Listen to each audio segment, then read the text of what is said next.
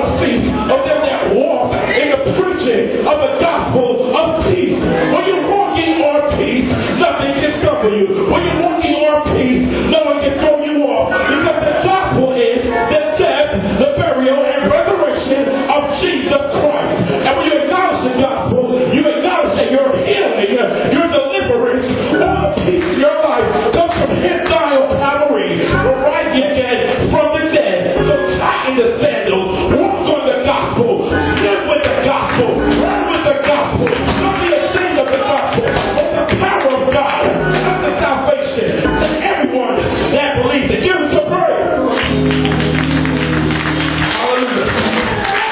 The next weapon that you need is the helmet of salvation. Why? Because the adversary has come to destroy your mind. He has come to make you think that you are still subservient to him. So you've got to take that helmet. You've got to make sure it's buckled on tightly, meaning that I have to think about where I've been, all the things I've done wrong, all the things I could have been doing, and I think of how the goodness of Jesus entered into my life, because I am free from the bondage of sin. I am free. Praise the Lord. I'm free. No longer bound. No more chains holding me. My soul is resting in such a blessing. Praise the Lord. Hallelujah. I'm free. That's what salvation is. You are free from the wrath of God. So the devil comes at your head.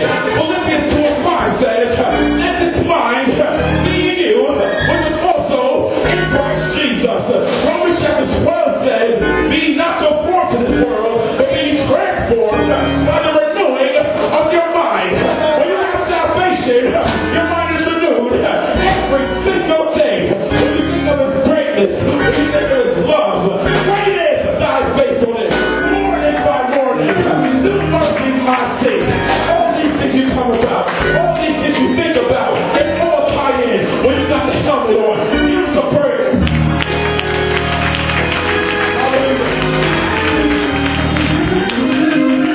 So you got your helmet on. You got your breastplate on. You got your belt tied up. You got your sandals tied up. Well, let me tell you something. That means that you'll be able to take a hit and not die. That means you'll be able to take a hit and not be destroyed. That means you got yourself a little bit of protection to face this struggle. But God did not save you to become a punching bag of the devil. He has given you a sword that you can use to cut this devil down. He has given you a sword, which is His Holy Spirit, to break down any yoke that tries to rise up against you. Because this is the day that the Lord has made. And the reason why you rejoice is because the devil cannot harm you. Because you shot him down with the word. You let him know that the Lord is my life and my salvation. Whom shall I fear? The Lord is the strength of my life. Of whom shall I be afraid? No matter what he comes at me with, I just cut his head off and let him know that you got no place with me. Because I was a sinner, lost in the base of iniquity. But God saw fit to bring me out of the pit. And I'm here to let you know that you can't do nothing to me. As you have the sword, you go back to the word and let him know that I'm in a fight right now. But this is a spiritual fight. Because I'm in a fight, I ain't getting knocked out by no devil. I'm going to use my sword and cut him down anytime I have to use the word of God. That's what you got to do. Because you're armed and victorious. Give me some praise. And finally, you got your breastplate on. You got your helmet on. You got your sandals tied up. You got your belt buckles. You got the sword in your hand. But at the same time, the devil's still throwing spears at you. At the same time, he's still throwing arrows at you. You got people who you thought were your friends, and all of a sudden they turn on you. You got family members who said that they love you, and then they treat you like dirt. You got people in the church who said they pray for you, but all they seem to do is talk about you. And then when that happens, you start to question whether or not this relationship with God is real, whether or not it's even worth it to keep going forward, whether or not I can even withstand what I'm facing. Because when that happens, there is something that is being shaken. There is something that's being pulled, tossed, and fro, and that is your faith. And the Lord needs you to know that you have to hold up your faith as your shield so that no matter what is thrown at you, you remember that Romans chapter 5 tells you that you are justified by faith in Christ to be one ahead. And no matter what the devil does to me, I am justified to be the family of God. So you can talk about me. I am justified by my faith. You can laugh at me. I am justified by my faith. You can laugh at me. I am justified by my faith. And because of this, I am armed and victorious in spite of what the devil throws. I'm in the fight of my life. Every single day, there's a devil trying to kill me. I'm in the fight of my life. And every single moment, he's trying to trip me up. I'm in the fight of my life. And there are times when I wonder, can I make it? But I remember to put on the whole armor of God. The helmet of salvation. The breastplate of righteousness. The girdle of the Lord of truth. Walking in the gospel. Having the sword of the Spirit. And holding up my faith.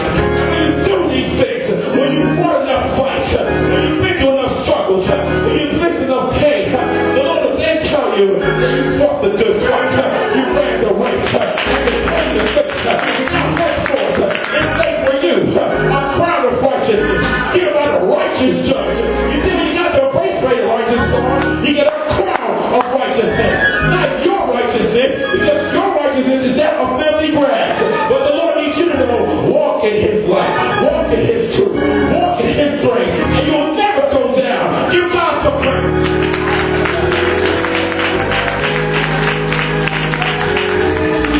We're in a fight. We're in a fight.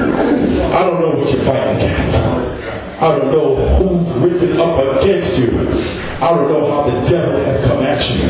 But I need you all to know something, that you're not defeated. Hallelujah. But at the same time, the worst kind of individual there is not those that go into the battle and sometimes lose.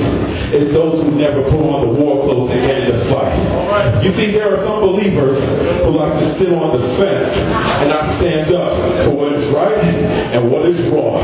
Let me tell you something. If you're going to be in Christ, you're going to have to choose. You cannot walk with evil and walk with good, because the two cannot live together. But I'm here to let you know that if you try to walk with good, you've got to prepare yourself.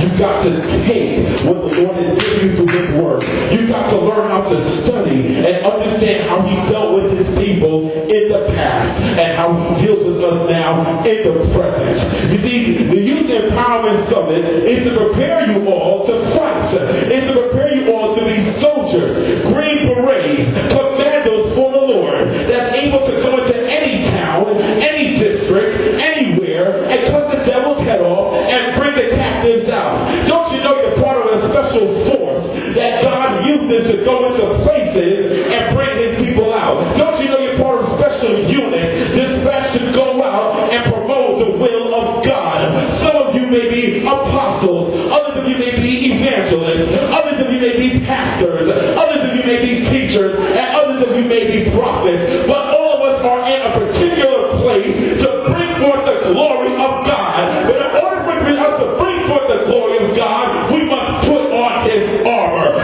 David, hallelujah, had to face Goliath, and there was something wrong with the scenario. You see, they wanted David to put on Saul's armor. You see, Saul's armor was not good enough for David. Saul's armor could not fit David. They want to be clucking and falling and busting himself in the head when it's time to face Goliath. And so he says, I can't wear your clothes. I can't carry your sword. I can't carry your shield. I've got to get my own stuff. I've got to get my own relationship. I've got to get my own faith to walk with God. And when you walk with God, you are armed and victorious to fight off the wiles of the devil. How many of you are walking with God? If you're walking with God, stand up with me. If you're walking with God, stand up with me. Because this is the day that God has decreed for us to acknowledge whose side we are on. And we need to understand that God has called us to duty. And there's nothing worse than a